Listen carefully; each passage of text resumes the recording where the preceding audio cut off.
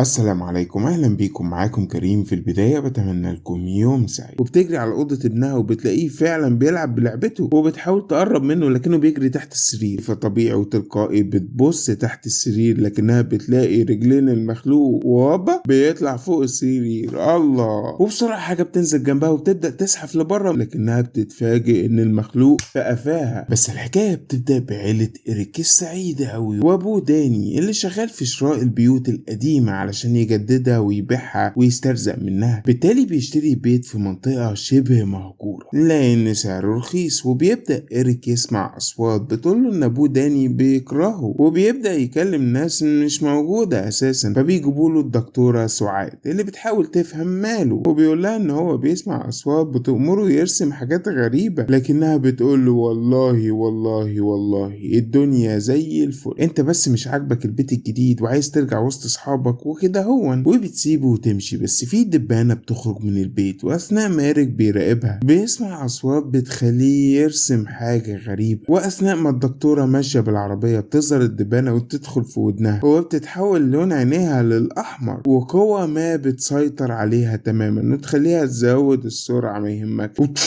بتلبس في شجرة فرعها بيخرق العربية ويعمل من راسها سيخ كفتة. وبنكتشف ان إريك رسم فرع الشجرة ده. بس داني بيشوف عفن في حيطة البيت اللي متلم عليه دبان. لكن في ليلة ما بيسمع داني صوت تشويش في اللاسلكي وبيقوم يشوف فيه ايه. بس بيسمع ابنه وهو بيكلم حد وبيكون في كيان ما واقف وراه بس داني مش شايفه. اما إريك وهو في اوضته قاعد جاست تشيلن كده بيشوف رجلين كيان ما بتبص عليه من ورا الستارة وبيجري يستخبى تحت البطانية من الخوف والرعب لحد ما ايد ما بتمسكه من وشه. بس بيكتشف ان هو ابوه لكن رعبه بيزقه وبتقع صورة العيلة وبتعور داني. وفي اليوم اللي بعده بينطرد إريك من المدرسة لان هو عض المدير وبيقرروا ان الدكتورة تيجي لكن إريك بيقول لهم مش هتيجي لانها ماتت، الاصوات مأكدالي. ولما بيتصلوا بعيادتها بيتأكدوا فعلا انها ماتت. اللهم الواد عرف ازاي. وفي ليلة ما الاصوات بتؤمر إريك ان هو يرسم رسمة وبيسمع داني أصوات غريبة جدا ويوم يشوف فيه ايه. وفي كيان ما برضه بيراقبه وبيكتشف ان باب البيت مفتوح فبيقلق ليكون حرامي وبيجري ياخد بندقيته ويخرج يشوف فيه ايه. بس بيلاقي بيجامة ابنه على الأرض إريك ويجري علشان يدور عليه وبينادي عليه بصوت عالي بس بيلاقيه جوه البسين وبيجري بسرعة عشان يطلعه لكن بعد فوات الأوان لأن هو بيكون مات وشبع موت. وفي الصباح بيدفنوه ويرجعوا للبيت لكن أمه مش هتقدر تعيش في البيت ده بعد كده فبتقرر تروح لبيت أبوها. أما داني لازم يقعد ويكمل تجديد البيت لحد ما يبيعه إن هم ما حالتهمش ولا مليم، فلوسهم كلها حطوها في البيت. وأثناء ما هو قاعد بيشوف فيديوهات قديمة للعيلة بيبعت رسالة لمراته ويعتذر لها يمكن تفهم هو مرضيش يجي معاها ليه. لكن تاني يوم بتتصل بيه وتقول له ايه الرسالة اللي فيها أصوات غريبة دي. هو بيندهش قوي أصوات غريبة ايه. فبيسمع الرسالة بيلاقي إن الصوت فعلا غريب ولما بيعلي الصوت بيسمع صوت ابنه الحقني يابا ازاي ده انا دفنه بايدي. وبيسمع خير زمان شخص عامل كتاب عن الاصوات من العالم الخارجي. بالتالي بيروح حفل توقيع كتابه ويقول له انا سمعت صوت ابني اللي مات زي الاصوات اللي انت بتتكلم عنها في كتابك. في الاول ما صدقهوش لكنه بيقدر يقنعه. بالتالي بياخد بنته روث ويطلع على بيت تاني. بس اول ما بيوصل بيحس ان في حاجة غريبة بتراقبه من جوه البيت. واثناء ما روث بتحط المعدات بيكون في كيان ما بيراقبها في صمت.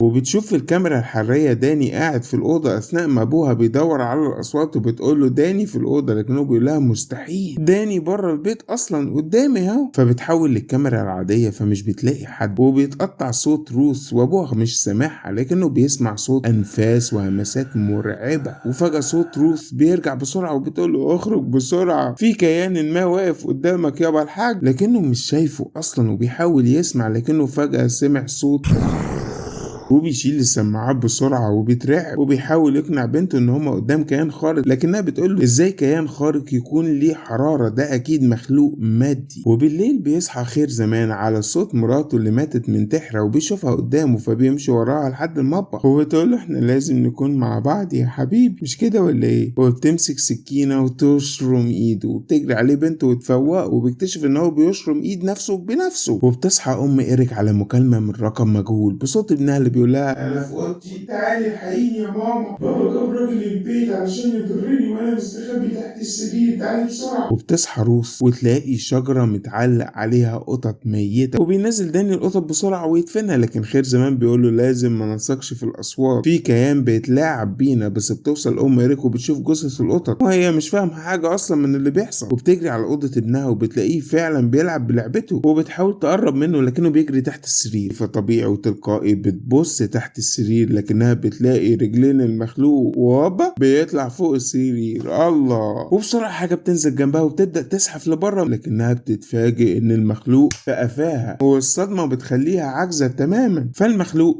بيسحب. وخير زمان بيقول لداني شجرة القطط دي رسالة تحذيرية من ساحرة، وبتدخل عليهم روث لأنها عرفت من واحدة في المدينة إن البيت ده كان مقر محاكمة وإعدام الساحرات قبل 300 سنة، وهوبا بتترمي عليهم جثة أم إيريك، وبيحاول داني ينقذها لكن خلاص بعد فوات الأوان. وبتخرج برضو دبانة من ودنها بعد ما ماتت زي الست الدكتورة، وبيبدأ داني يشوف أشباح مراته وابنه اللي بيهاجموه في شراسة. أما روث وأبوها بيشوفوا فيديو اللي حصل لأم إيريك وإنها انتحرت ومحدش جه جنبها، محدش قتلها، لكن بيشوفوا المخلوق اللي كان ورا انتحارها، وبيروحوا لداني ويقولوا له إن المخلوق أكيد مدفون تحت البيت لكنه هو عارف إزاي ينزل، وبيبدأ يكسر العفن الموجود في الحيطة، وبيكتشف إن هو المدخل لغرفة سرية تحت البيت، وبينزلوا فعلا وبيلاقوا جثة الساحرة وفي آثار تعذيب على بقها وهي أساسا محبوسة، معنى كده إنها كانت ساحرة بجد. بالتالي بيقرر خير زمان حرقها، لأن طبقا للأعراف القديمة حرق الجثة بيبطل لعنة الساحرة ويبيدها تماما. وبيروحوا على المخزن علشان يجيب البنزين، لكن البنزين ده مش كفاية، فبيقول له داني روح انت وانا هدور على بنزين اكتر. وبيجري خير زمان على بنته ويقول لها خليك انت هنا فوق، ولو ما رجعتش بعد 10 دقايق اهربي من البيت، انا مش مستعد افقدك زي ما فقدت امي. وبينزل فعلا لكنه بيبدأ يشوف مشاهد من الماضي لتعذيب الساحرة وهو جتته مش خالصة، وبيبدأ نور المصباح يرعش وبتظهر له المخلوقة وبتقرب منه وهوبا.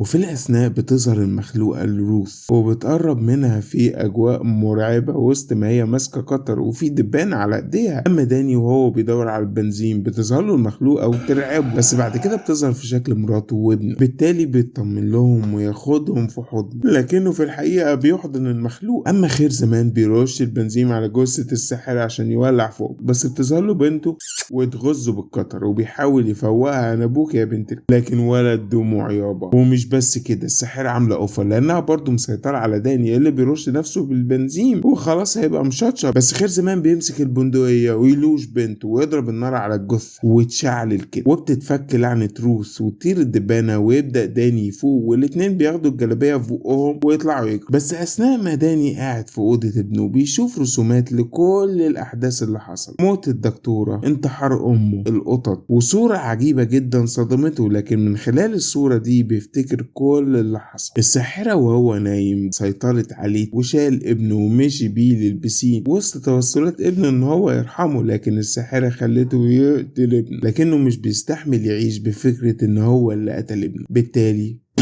بيفجر راسه وينتهي الفيلم. هل عجبكم الفيلم ولا لا؟ يا ريت تقولوا لي تحت في التعليقات. لو عجبكم الفيديو ده بقى ما تنسوش تدوسوا لايك وشير الفيديو عشان نقدر نوصل لعدد اكبر من الناس. ولو عجبكم المحتوى بتاعي ما تنسوش تشتركوا في القناه وتفعلوا الجرس عشان ما يفوتكوش اي فيديو. ولو بتتابعوني على الفيسبوك اعملوا لايك وفولو للصفحه، وادعوا لاهلنا في غزه عسى ان تكون ساعه استجابه. بس ما تخلوش اي فيلم او اي فيديو يلهيكم عن الصلاه وعباده ربنا. خلاص كده الفيديو خلص، اشوفكم في الفيديو الجاي. السلام عليكم.